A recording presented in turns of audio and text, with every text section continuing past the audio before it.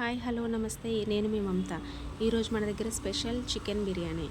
అందరికీ ఎంతో ఇష్టమైన చికెన్ బిర్యానీ ఎలా చేయాలో చూద్దాం. దానికి కావాల్సిన ఇంగ్రీడియంట్స్: పొడవుగా కట్ చేసి పెట్టుకున్న ఆనియన్స్ ఎక్కువగా తీసుకోవాలి, 3 కట్ చేసిన పచ్చిమిరపకాయలు, 2 నిమ్మకాయలు, ఒక 2 కిలోల చికెన్ క్లీన్ చేసి పెట్టుకోవాలి కడిగి, కొత్తిమీర, పుదీనా, కరివేపాకు, అలాగే హోల్ గరం మసాలా, అల్లం వెల్లుల్లి పేస్ట్, పసుపు, ఉప్పు, కారం, దాంతోపాటు 1/2 లీటర్ పెరుగు. తర్వాత పొయ్యి పైన ప్యాన్ పెట్టి దాంట్లో ఆయిల్ వేసి అది వేడయ్యాక మనం కట్ చేసి పెట్టుకున్న ఆనియన్స్ అన్ని డీప్ ఫ్రై చేయాలి. దాంట్లో మధ్యలో కొద్దిగా సాల్ట్ కూడా యాడ్ చేయాలి. అది అలా యాడ్ చేస్తే తొందరగా ఫ్రై అవుతాయి, మంచి బ్రౌనిష్ కలర్ వస్తాయి.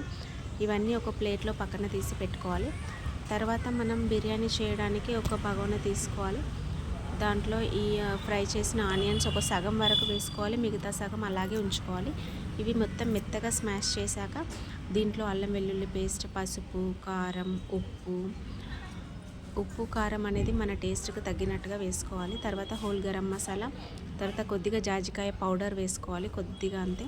తర్వాత 1/2 లీటర్ పెరుగు, మనం కట్ చేసి పెట్టుకున్న పచ్చిమిరపకాయలు, ఇవన్నీ బాగా కలుపుకోవాలి. మొత్తం మెత్తగా స్మాష్ అయిపోవాలి, ఎక్కడ ఏది లేకుండా.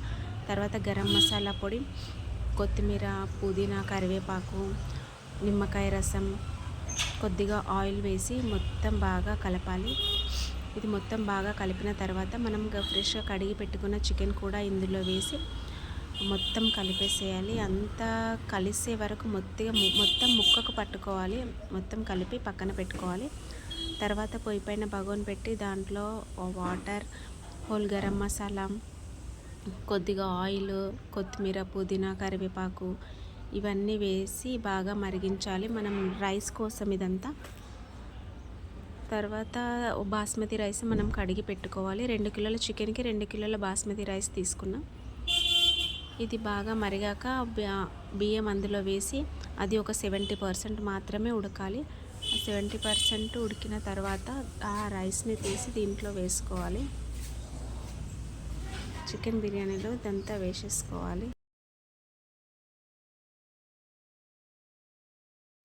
ఈ రైస్ మొత్తం అందులో వేసేసుకున్న తర్వాత పైన గార్నిష్ కోసం మనం ఉంచుకున్న ఆనియన్స్, ఫ్రై చేసిన ఆనియన్స్ మొత్తం పైన వేసేసి తర్వాత కొత్తిమీర, పుదీనా, కరివేపాకు కూడా వేయాలి.